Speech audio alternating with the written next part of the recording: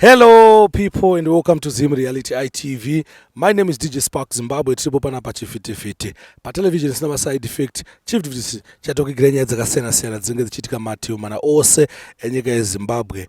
Muzuva nhasi ndina prophet talent Madungwe wanova muprofita wetikuziva kuti ari kupisa zvamanje-manje. Pane nyaya dzakasiyana-siyana dzanga dzichitaurwa dzanga dzichitendera pa social media. Number 1 ndeyekuti iwe ukauya kwandiri zvedzungu-dzungu ndokurova. Ini ndokurova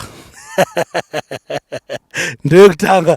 Yechitatu yacho yatakanzwa ikuyo yavari kupisa nayo ndeyekuti gutsai vakadzi venyu because tikuraramira bonde. Saka nhasi tine matopiki akasiyana-siyana kuti discuss naprofeti. Yekutanga yacho obvious hatingaite sezvinonzi hatisi kuzviziva zvikuitika. Ndichataura nayo pamusoro penaiza bhomu tichinzwawo kuti iwo sababa wezvomweya vari kuti chii pamusoro penyaya iyi. Saka sandawanza kutaura mhuri yeZimbabwe ndikokotedze profeti muchirongwa tichingoti makadii profeti? Aiwa tiri right makasimbere DJ Sparks. Aiwa isusu tiri namuri uri seupenyu? Upenyu uri right. Kuri sei kumabasa kwenyu? Kumabasa kwedu kuri right uku profeti. Nyaya yada kuti tange kutaura profeti ndeyekuti takaona vhidhiyo inyatendera pa social media muchitaura kuti mimi namba dzangu idzi anenge aida kuita zvekundisaiza ndokurova. Patakazoona vanhu vazhinji vakawanda vakufonerai vachitaura zvakasiyana-siyana. Saka moti kudiwo kuna vanhu vakadaro vakazenga vakufonera like I saw this lady aifona achiti mawina coffin. Munoti kudiwo kune munhu akadaro?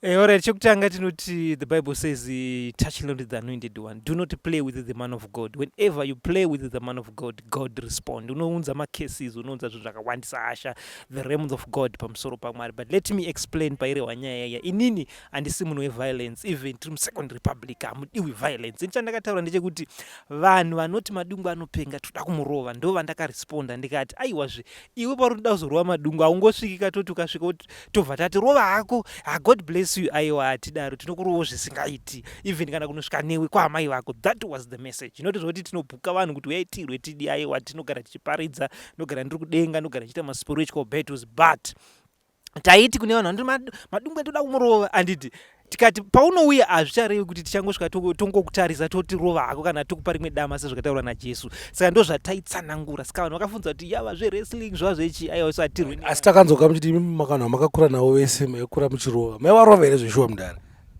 Tikadzokera kuhistory chaiko inini history yangu it was sezvandakataura pavhidhiyo racho chairo the original. Ndichitaura kuti Mwari havatori zvituta kana mafuza munyika umu. Handitika tine kwatakatobvawo. Handitika vangu ini ndaita mabhora fight ndairova zvese. Chero bhora ndaiti ndiri muground ini ndaitamba namba dzese kubva panamba kipa chete ndo yandaisagona. Kuback ndairova number 4 pacenter back nepacentral defense ndairova. Kumawing ndairova. Ndaiti kana ukanzi munhu anetsa ndo kwandaindeko. Kana ukanzi zvanetsa ndaigona kuenda panamba 9 kana ndaigona kubva nebhora kubva kugedhi kunosvika kugedhi pasina anonditorera. Bhora rakaiswa hamesi mwana mudiki kwandiri kataura zvebhora. Bhora raiswa pazvidya parichinzi kusvika ndasvika ndainosvika mugedhi. Saka ndiri munhu kuti ndakabva Mwari havana kungonditora chingori munhu even business handina business randisina kuita. Saka even nyaya dzekuti tichirwa tiri vana vadiki handairova vese rarangu bozi. Saka zvinhu zvakagara zvirimo but Mwari ndobva vazonditora ndobva vandiita the prophet. But vandiita prophet ndava munhu ari very peaceful handicharwi nevanhu but ukazondidzosa go back to kuma old days angu handogona ngokuita rafu yekuti ukazoti achiri mufundisi here sezvakaita Jesu. Handitika Jesu akakura nevabereki achiita zvakawanda so pakazorwa vanhu muchechi vanhu vakamudzosera old life yake asati ava Jesus Christ asati ava kuparidza ndobva arova vanhu. Saka unotombodzokera kumashure kana vakunetsa but noti kuti tinozvikurudzira kana tinorova vanhu. Saka hafaiti takakura achirova zvisingaiti handairova vanhu vese zvokuti dai ndakatota kuzoinda kachero even ndaitoda kana manyuchi che anonzani gorimbo ari kunetsa ndo handaitoda kana Mike Tyson because ndairova zvisingaiti but inyaya yekuti ndakazonzi chiparidza mba ndasiya but ndaifanira kuita great footballer ndingadai ndakatotora kana world cup cheko neZimbabwe dai ndakaramba chita zvebhora. Bvunzai vandaitamba nawo bhora kuti bhora taitsika varume bhora. Hadzi naprofeti ndakakura ndiri munhu wefight nyange ndakarara vanoparara. Alright, prophet hatinga ignore sezvinonzi hamusi kuzviziva obviously mukuziva zviri kuitika kunaiza bhomu pane kupandukirana kwemarudzi vanhu havasi kuwirirana. Saka da kunzwawo imimi kuti munoti kudiwo pamusoro penyaya iyi. Chekutanga ndezvekuti regai titaure according to the biblical. madivisions anogara achiitika, vanhu vakashanda vese vanosvika pavanonetsana, even mukadzi nemurume che, even baba nemwana, even shamwari neshamwari. Hazvina kutanga kunaiza, even vaimbi, ningi akazobuda maningi, ningi akazobuda mani, zvakagara zviriko. Handitika sometimes nyaya dzemari, sometimes zvakawanda zvinoitika. Saka madivisions akagara, even chero kwatiri isusu kumachechi zvinoitika. Even tikadzokera into the Bible, the first munhu akaita rebel, it was Satan, achibva kuna Mwari achitawo zvaari kuitawo, the way achiti ndiri kuona zvinodai zvafamba zvadai. So Satan ndiye akatotanga nyaya idzodzo. Saka nanhasi tichiri ngoramba tine two madivision, kuti mumwe munhu anobuda odi. Saka zvinotoka kunaiza hazvitombotishamise, zvagara zviriko, even macompanies kana kupi. But chandinoda kutaura ndechekuti kana uchibuda natsa kwaunobva, kwaunoenda usiku, especially uchibuda kana wafunga kutenga chechi yako, wafunga kutenga business rako, wafunga kutama pamba pako, kana wafunga kubuda mumarriage, buda zvakanaka.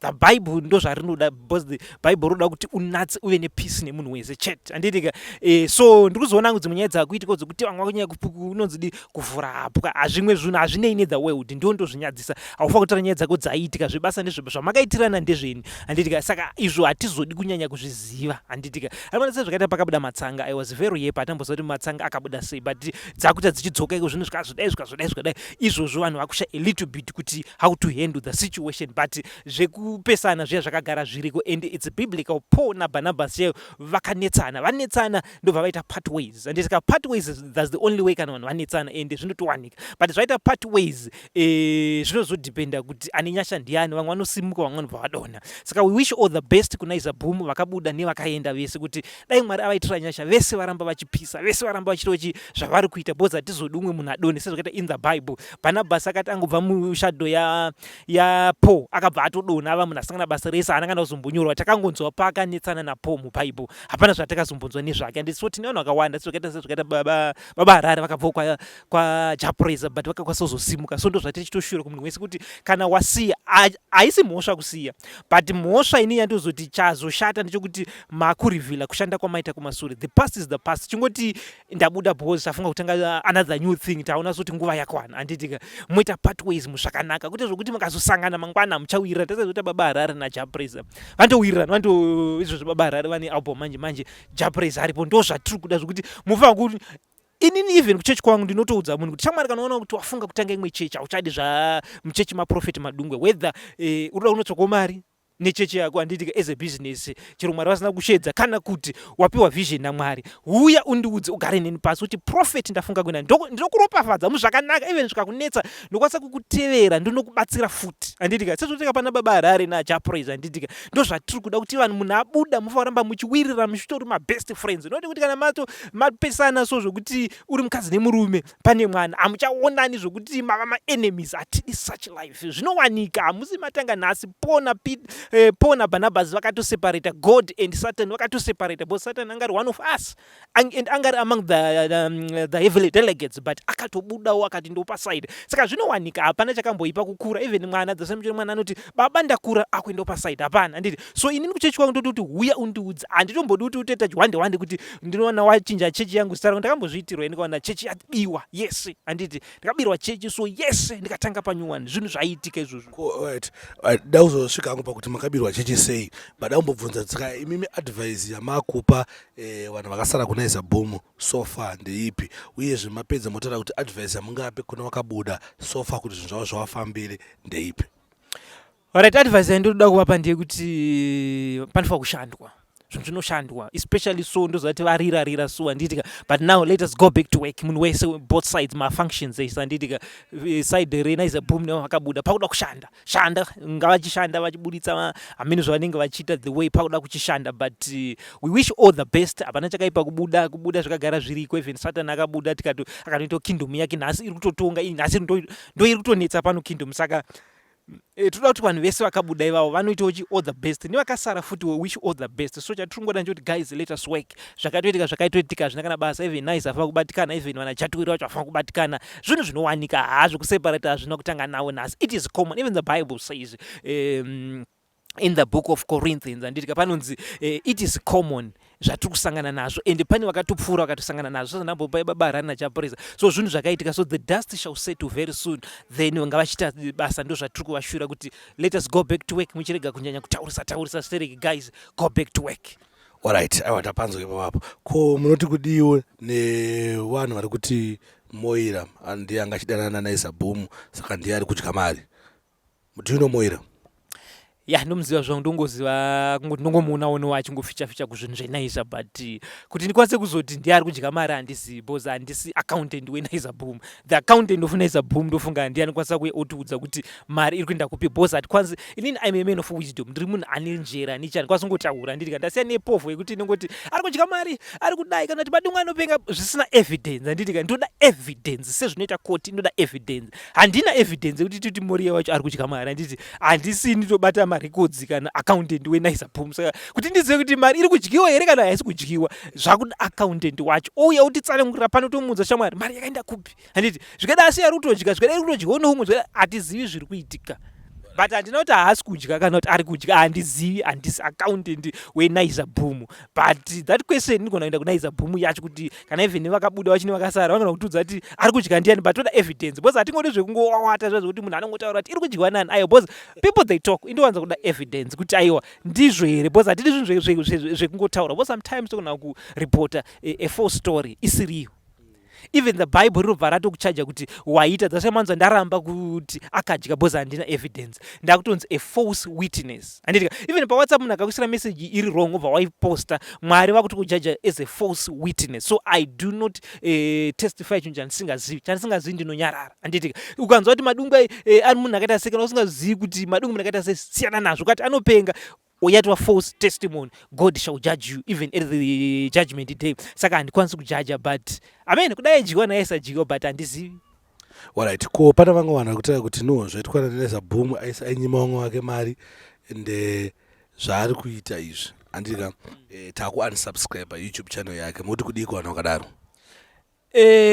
Munyika yeZimbabwe inonzi freedom of worship handitika munhu wese ane the right to choose that's why tine democracy handikwanisi kuudza munhu kuti unsubscribe kana subscribe handiti but chatongoshuvira ndichongoti munhu wese you go through the trials handitika munhu panguva yakadaro kana uri a follower chaiyo unofanira kumira nevision yaunga uchitevera handitika so tine vamwe vanoita behind the back backstabbers muri pakati kanyaya vakutosiya vanga vagara vasiri vanhu vakadaro but it's unreasonable kana wachingoda madhirama chingofollowazve kwete kubva wati paitika nyaya yakati yati zvakati aiwa hazvisi zvingakuita kuti usiye something handiti ngatirambei tichisapota vamwe artist emuZimbabwe ngatirambei tichisapotawo vamwe vedu kwete kuti indonetsana vanhu kuti anachisapota zvinhu kuna America achisubscribe vanhu vari kuAmerica but munyika mako usingasubscribe saka to unsubscribe sometimes it's lack of wisdom handitika because of this story. Yes of course muZimbabwe tichida kudhisana tichida kuwisisirana pasi because munoziva zvakafanana nemaIndia muzadai tichishanda semaIndia akaziva kuti munhu anouya kuchechi kwedu kana kuti munhu muIndian ane butcher handitika he can travel 50 km achinotenga something kushop yemuIndia handitika but isusu mufamily mako unoziva kuti mune munhu akatakati handitika unotadza kusubscribe asi uchiziva kuti munhu is a Zimbabwean wobva unosubscribe kuna kana kuti a pastor ari kuAmerica handitika kana kuti comedy kana kuti rekuna naNigeria handitika ndosaka tisingabudirira handitika vanhu vekuya maIndians they support each other handitanga tarisa muIndia first so tanga watarisa muZimbabwean first tanga even wausingafari chingosubscribe kuti wochi awane kurarama ndokunonzi kusimudzirana business mufamily mako munhu aita business support that one manje mufamily menyu muna pastor akatanga church but iwe nhasi uri kuenda kune imwe church handitika muZimbabwe tina naNaiza boom idzodzo but uri kunoona uku handitika saka let us not unsubscribe our maplatforms edu zasvamjana Nigeria now it's now big because vanhu kuti ive big in Nigeria vanhu vemundu vakatenga kusapota nesu vekunze mbataenda batanoti zhu batasapota handitika nhasi mukadasa macelebrities ari kuNigeria anodiwa kudarika ari munhu handiti vanoita zvemakomediyo but tisu tatovasimbisa ende tiri kusimbisa imwe nyika hatisi kusimbisa nyika yedu saka that is the problem datata the style of the Indians yekuti tinosapota velocal I like yakamboitwa former minister ainzi local content handitika maredio airidza zvekunze mamovie ndeekunze vana China so vari kutoda kuplaya zvavo but izvozvo local content iri right. Alright, aiwa tapanzvisa I think nyaya yaNaiza boom muri yeZimbabwe takada tingonzwawo from prophet T Madungwe kuti vari kuti chiyo pamusoro penyaya iri kuitika saka amamisha maonere amene kuti kudenga uko zviri kufambawo sei panyaya yaNaiza boom pane zvambotaurwa here nedenga. Alright, nyaya yaNaiza boom is not a spiritual matter yekuti God shall intervene anongonzi matalents so your talent you decide whatsoever you want sezvo zvakaita zvokuti tikadzokera mukatarisa Paul was a tent making handitika ndiye anoveza zvaaida. So Mwari havane nezvekuita nezvematalents. Mwari vanongopa the talent, it's up to you. Ukada kubuda munaiza bomu ukada kujoina, it's not a problem to God. Mwari vanojaja kana talent yokaiabuse wakupinda musini. Let's say wakushandisa kutora wasikana kutorarana nopano yaGod, but zvokuti zvazodai kuna Mwari hatidiscuss nyaya dzakadaro. Anonzi mapetty issues, anonzi maissues ekuti haanei nesu handitika zvinhu zvokuti it does not benefit the kingdom of God because it's entertainment. But dai chinzi italent tinokomenda, but zoti azobuda azodia hazvina basa. Saka in God we do not convene meetings about those issues. Apa nangokomenda as a prophet of God kuti zvinowanika, it's not a major issue ekuti vanhu vaparadzana vadi, even biblically vanhu vaingoparadzana, but God does not say anything because hazvinei chekuita ne second coming of Jesus Christ. Saka we do not intervene or comment about that.